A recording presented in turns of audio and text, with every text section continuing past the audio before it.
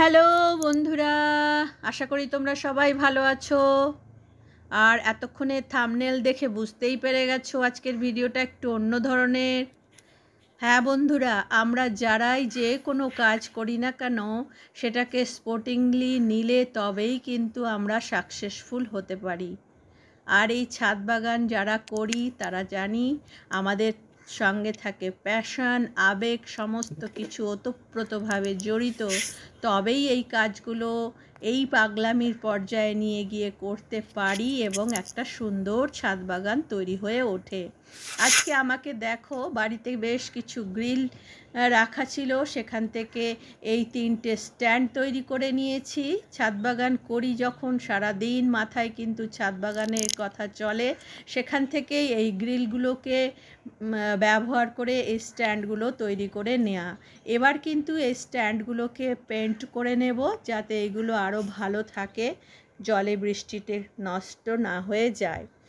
আর ছাদ বাগানেও সমান তালে কাজকর্ম চলছে। গাছপালা লাগানো যেমন ছাদ বাগানের কাজ, সবজির গাছের খাবার দেওয়া, হারভেস্ট করা, এইগুলো যেমনই আছে তেমন এই কাজগুলোও কিন্তু প্রচুর পরিমাণে থেকে থাকে। এই দেখো, আমার বাগানে অলরেডি বেশ কিছু স্ট্যান্ড আছে, সেগুলোকেও কিন্তু একবার করে পেন্ট করে নেব, তাহলে এগুলো আরও ভালো থাকবে, টেকসই হবে। এই ভিডিওটা কিন্তু বেশ কয়েকটি দিনের কাজকর্ম তুলে ধরেছি, তবেই এতগুলো কাজ কিন্তু একা হাতে সামলাতে পেরেছি। একটা স্ট্যান্ড অলরেডি দেখো সুন্দরভাবে পেন্ট করে নিয়েছি। আমার কিন্তু এই ইয়েলো কালারটাই পছন্দ হলো, সবুজ গাছেদের মাঝখানে ইয়েলো ইয়েলো স্ট্যান্ড। কেমন লাগবে বন্ধুরা? কালারটা কি আমি সঠিক চয়েস করেছি? নিশ্চয়ই কমেন্টে জানাবে। আর এই দেখো, নিচে যে স্ট্যান্ডগুলো ছিল অলরেডি একটা স্ট্যান্ড কালার করে এনে এই কর্নারে কিন্তু আমি এই গ্রো ব্যাগটিকে স্থাপন করে দিয়েছি। এই গ্রো ব্যাগটি বেশ কয়েকদিন আগে খালি করে তোমাদের দেখিয়েছিলাম, এতে আমি শীতের সবজি লাগিয়েছিলাম। এবার কিন্তু স্ট্যান্ডগুলোকে একটু অন্যরকমভাবে সেট করছি। চারিদিক থেকেই কিন্তু বেশ কিছুটা স্পেস আমি কিন্তু ছেড়ে দিয়ে তবে স্ট্যান্ড রাখা শুরু করছি। আগে কিন্তু আমার একদম গ্রিলের সঙ্গে সাঁটানো এইভাবে স্ট্যান্ডগুলো রাখা ছিল, তাতে কিন্তু কাজকর্ম করতে বেশ অসুবিধেই হতো। এই যে দেখতে পাচ্ছ এই সামনের গাছগুলো, এখন আমি একটুখানি এগিয়ে দিয়ে এই গ্রো ব্যাগটিকে স্ট্যান্ডে রেখেছি এবং এটাকে ভর্তি করাও শুরু করে দেব। আস্তে আস্তে গ্রো ব্যাগটি ভর্তি হয়ে যাবে, তার সাথে সাথে অন্য কাজ তো চলতেই থাকবে। দেখো, সামান্য একটি মাটির ওপর অনেকখানি পাতা আমি দিয়ে দিলাম।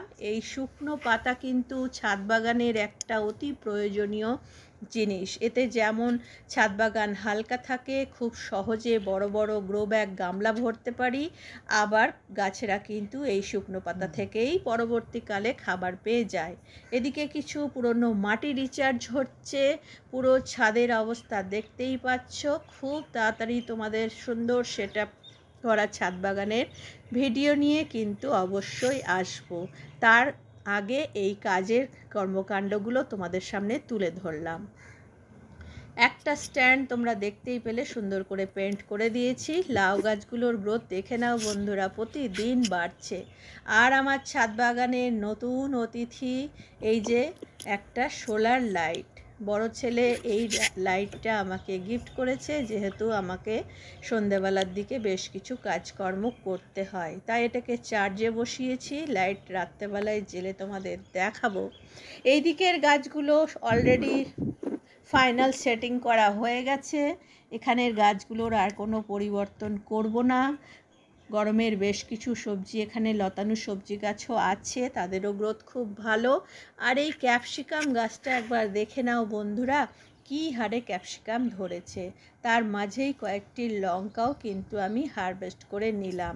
এবার নিচে চলে যাচ্ছি, পদ্ম গাছের জন্য মাটি তৈরি করব। এই যে তোমাদেরকে শুরুর থেকে দেখাবো বলেছিলাম বন্ধুরা, নিয়ে নিলাম বেশ কিছুটা ভার্মি কম্পোস্ট, তার সাথে সামান্য বোন মিল। এই দেখো, এইভাবে ভার্মি কম্পোস্টের সঙ্গে কিছুটা বোন মিল নিয়ে নিয়েছি, আর নেব একটুখানি সিউইড। এই 3টে জিনিসকে খুব ভালো করে মিশ্রিত করে নেব। এবং খুব ভালো করে মিশিয়ে দিয়ে গামলার নিচের স্তরটাতে সুন্দর করে বিছিয়ে দেব বন্ধুরা। এটা কিন্তু 1-1.5 ইঞ্চি অবধি গামলাটাকে কভার করে নেবে। এই দেখো সুন্দর করে একটা এই ভার্মিকম্পোস্ট, বোন মিল আর সিউইডের স্তর ছড়িয়ে দিলাম। এবার দেব মাটি।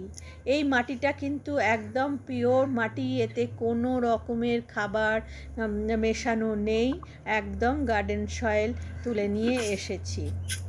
এই দেখো বেশ কিছুটা মাটি কিন্তু দিয়ে দিতে হবে। এইভাবেই এই মাটিটাকে এনে আমি বেশ জল ছিটিয়ে রেখেছিলাম। মাটিটা কিন্তু বেশ ঝুরঝুরেই হয়ে আছে।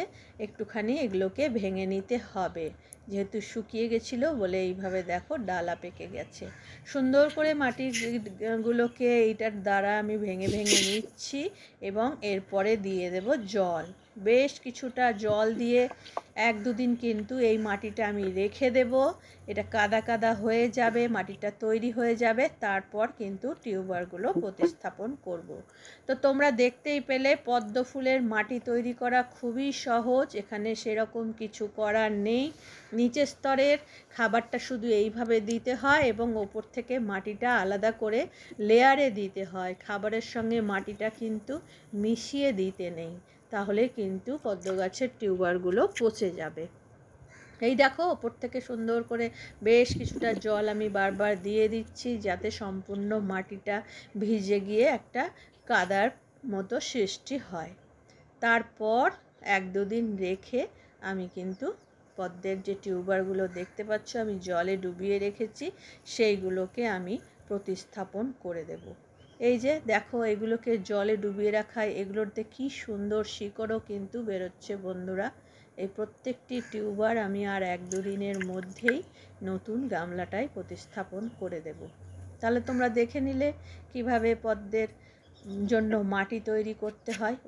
ওপরে নিচে এইভাবে ঘুরে ঘুরে দশভুজা সেজে ছাদ বাগানের কাজ করছি বন্ধুরা।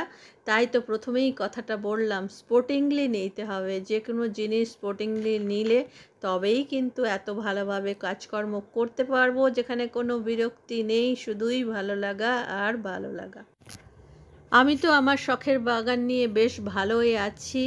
তোমরাও সবাই বাগান করো, গাছ লাগাও। নিচ থেকে শুরু করেছিলাম, তাই আবার শেষে নিচেই ফিরে এলাম। এই দেখো এখান থেকে একটা স্ট্যান্ড অলরেডি পেন্ট করে ওপরে নিয়ে চলে গেছি। সব শেষে তোমাদের দেখিয়ে দিই আমার ইনডোর প্ল্যান্টসগুলো। এই দেখো এখানে বেশ কিছু ইনডোর প্ল্যান্ট আমার রাখা আছে, আর তারই মাঝে কিন্তু লাল টুকটুকে টমেটো। এই গাছগুলোতে যখন জল দিই বন্ধুরা, সেখান থেকেই টমেটোর বীজ পড়ে সুন্দর গাছ হয়েছিল এবং দেখো টমেটোও ধরেছে। আজকের ভিডিওটা যদি তোমাদের ভালো লাগে লাইক করো, শেয়ার করো, কমেন্ট করো, সাবস্ক্রাইব করো। সবাই খুব ভালো থেকো বন্ধুরা। এভাবেই প্রকৃতির সঙ্গে ভালো আছি, ভালো থাকো সবাই। টাটা।